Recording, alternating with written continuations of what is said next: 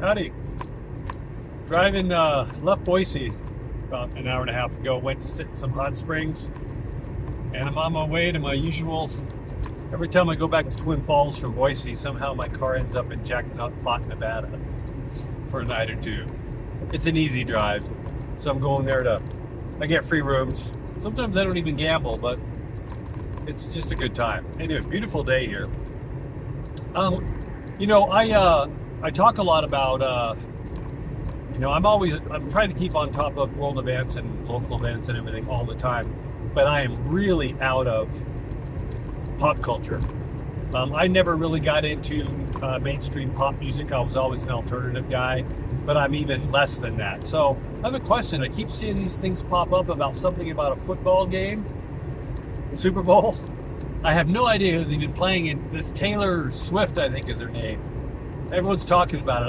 I know she's a popular pop artist, but I don't really get what's going on. It's like everybody's, I don't know. It just seems really abnormal to me as an outsider, whatever's going on with that whole thing. But it's okay. Distractions or something to keep your mind off of things, I guess. Whatever floats your boat. Texas. I posted about this quite a few times this week. The Texas border is something to really keep an eye on right now. There's people from all sides. Everyone's looking at it. This is basically, Texas is always going to stand its ground because Texas still believes, mostly there's a lot of people in Texas who believe it's still its own sovereign state, country, as a matter of fact. Can take or leave the United States sometimes. So it's a very independent, fierce spirit down there. But there is an invasion going on our border, and as much as people deny that, it's been happening since the Biden administration has been in. I mean, just the numbers alone, you can go out and look at the numbers. Millions of unvetted people, immigrants coming across the border to destinations unknown. It's actually scary. I mean, both my parents are immigrants. Both they came in the States the legal way. My mom came from Ireland and she had a sponsor family in New York. My dad was an immigrant from Finland, my grandparents. They did it, this is the land of opportunity to come in and do it, but do it the right way.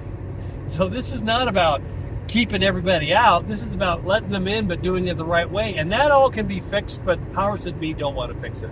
So what people tend to look at headlines and not dive in. A lot more people now are diving in and learning what's really going on, not just what the media is telling them or the leaders are telling them. The Supreme Court ruled on Texas about the border. It was about the feds coming in and cutting down the razor wire at the border, and Texas basically taking over some land on the border and bringing up more razor wire. So the Supreme Court weighed in on that, but it was just about the feds being able to cut down the razor wire. It wasn't about not protecting the border. It wasn't about other things. It was a very narrow ruling they did. And this is what people don't understand.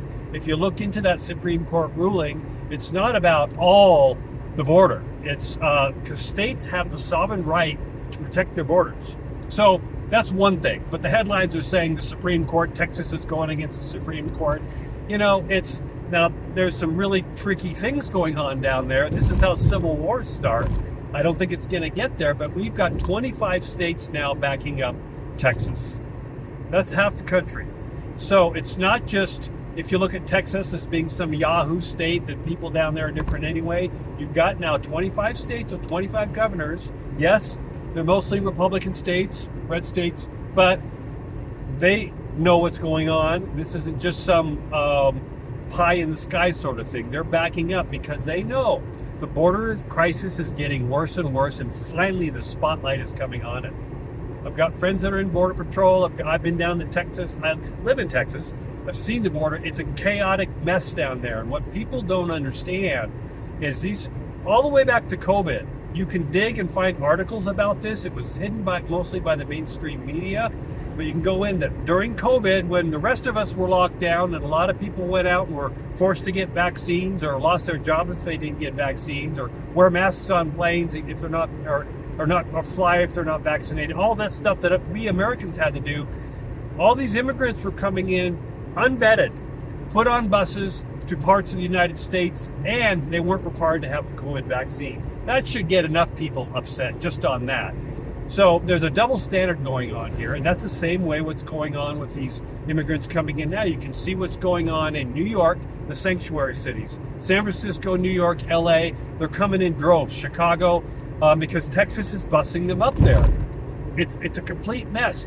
New York is falling apart. I just read an article the other day on Denver. The Denver Maine, I forget the name of the hospital. The hospital system is overwhelmed to the point of breaking down financially because they're taking all these immigrants in they have to take and take care of, and they're turning away Americans. It's just because there has to be rule of law to follow.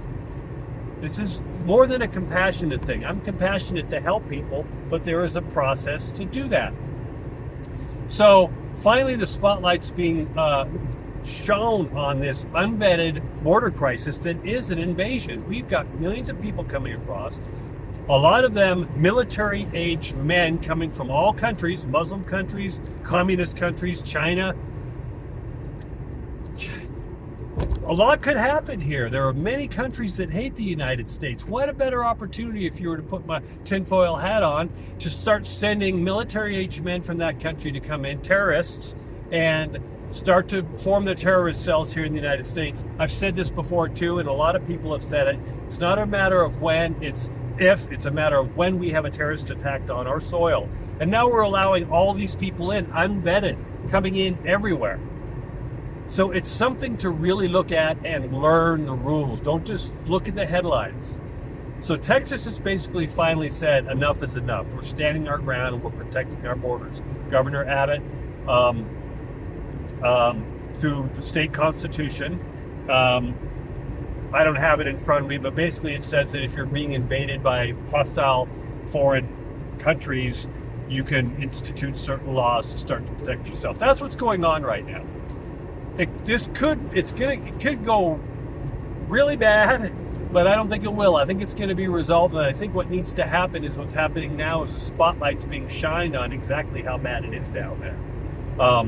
And people are realizing that we need to do something about it. And this is not about a contract or negotiation deal with Biden and his administration that if you give us money for Israel and Ukraine, then we'll do something about the border. This can be done yesterday.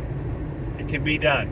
So it's something that just you need to keep an eye on. It's going to, wherever this goes, it's going to signal the beginning of a lot of coming up down the road. And people are just fed up. States are fed up. Governments are fed up. Everyone's fed up, and they're starting to stand their ground. And this is going to be happening more and more and more. So this is a constitutional crisis. And it really boils down to, in Texas and the Fed, is who has the authority, the federal government or the states. And that's what this is coming down to. And I'm sure the Supreme Court will get involved in this bigger issue at some point. But it's going to, it's a Mexican standoff. It's a Texas standoff right now. Texas is basically saying F you to everything the federal government's saying, which they should right now, and taking it in their own hands to protect their border and their people. To talk to some of these farmers and ranchers that have places right down on the border, they're getting invaded, they've got armed guards. It's just a mess. People are scared. Citizens of the United States are scared. And the cartels are behind a lot of this. So it's time to protect our own, not just faraway lands. It's time to protect our own. We need to turn the spotlight back on us, and we, the people, demand that. So keep an eye on that. A lot's going to unfold from that. And then the neocons on both sides. Neocons basically people, the war hawks, the people who just want war all the time, the Democrat and the Republican side, because war is good for business. And that's what they want to keep us. So we've been in these wars, and now we've got this issue swirling out in Iran. It's going to get really spicy here on all sorts of sides of things. So be prepared. Just keep your eyes open and read as much as you can. Try to stay informed. All right? Okay, well, I'm going to go win me a couple $1,000s. I never lose here. Well, I shouldn't say that. Okay, bye.